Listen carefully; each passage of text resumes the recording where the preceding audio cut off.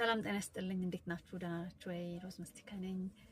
ባለፈው ሳምንት ሆነ ነው አራት ቀን ሆነ 5 ቀን አንድ ቪዲዮ የምቾት ዩቲዩብ ቻናል ላይ ተለቀቀ ነበር። ስለ እናቶችና ስለ እህቶች ህይወት በተመለከተ ነው የሰራሁትና ጉዳዩ በጣም ሲሪየስ ኢሹ እንደሆነ ባቅም ቶሎ እንደዚህ ሰው አቴንሽን ውስጥ ይገባና ብዙ ሰው ያየዋል ብዬ አላሰብኩም። አሁን በእኔ ቤት ብዙ ሰው ነው ያየው ስል 2000 ሰው ስላየው ነው። ብዙ ጉዳዮች ከዚህ የበለጠ ይታያሉ፣ ግን እንደዚህ አይነት ጠንከር ያሉ ጉዳዮች ደግሞ ያው ታውቁታላችሁ። ኤኒዌይ ምን ደስ አለኝ፣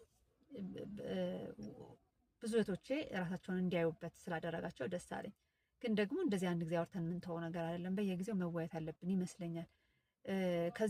ከዚሁ ጉዳይ ጋር በተያያዘ ስናወራ ምናልባት ቪዲዮን ያላያችሁት የምቾት ዩቲዩብ ቻናል ላይ ገብታችሁ እናቶችና እህቶች የሚለውን ቪዲዮ ብታዩት በጣም ደስ ይለኛል።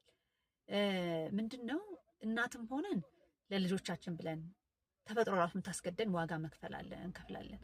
እህት ስንሆን ደግሞ እንደ እናትም የምንሆንበት ጊዜ አለ። በተለይ የመጀመሪያ ልጅ ስንሆን፣ ከዛ ሁለተኛ ልጅም ሆነን የመጀመሪያው ልጅ ወንድ ከሆነ እና ብዙ ኃላፊነት የማይሸከም ከሆነ ወንዶች በጣም ብዙ ዋጋ የሚከፍሉ የመጀመሪያ ልጅ ሆነው ወንዶች አሉ። ግን ደግሞ ሴቶች ሁለተኛም ቢሆኑ አንደኛም ቢሆኑ ተመሳሳይ ነገር ይገጥማቸዋል እና ኃላፊነት በጣም ጫና ይኖርባቸዋል። እህቶቻቸውን ማስተማር፣ ወንድሞቻቸውን ማስተማር፣ ቤተሰባቸውን ማገዝ፣ በእናታቸው ድካም በእናታቸው ልፋት እነሱ ያዝኑና የራሳቸውን ህልም የራሳቸውን ትምህርት እንዲህ አይነት ነገሮችን የተዉትና ቶሎ ስራ ወደ ማግኘት፣ ቶሎ ገንዘብ ወደ ማግኘት፣ ቶሎ ወደ አረብ ሀገር መሄድ፣ ገንዘብ ቶሎ አግኝቶ መላክ ለቤተሰቦች እንዲህ አይነት ነገር። ከዛ ቤት ውስጥ ደግሞ ያንን ገንዘብ ቁጭ ብሎ የሚጠብቅ ብዙ ሰው ይኖራል እና በዚህ ምክንያት የተወሰኑ ሰዎች እየተጎዱ ይላሉ፣ የተወሰኑ ሰዎች ደግሞ ቁጭ ብሎ የሚበሉ ይኖራሉ።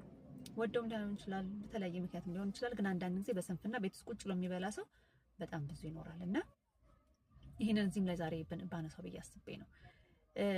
እናትም ስንሆን መክፈል ያለብን ዋጋ የት ድረስ ነው?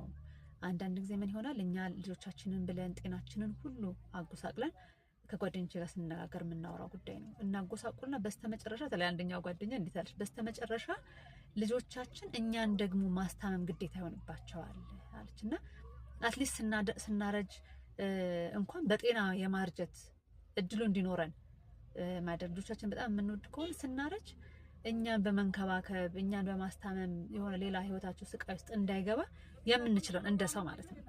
ከኛ በቃ በላይ ሆነ በጣም ብዙ ነገር አለ። ግን እንደ ሰው ራሳችንን በመጠበቅ ጤናችንን በመጠበቅ በቂ ረፍት በማድረግ ከስትረስ ራሳችን ነፃ በማድረግ ለልጆቻችን ሌላ ድካም፣ ሌላ ጭንቀት፣ ሌላ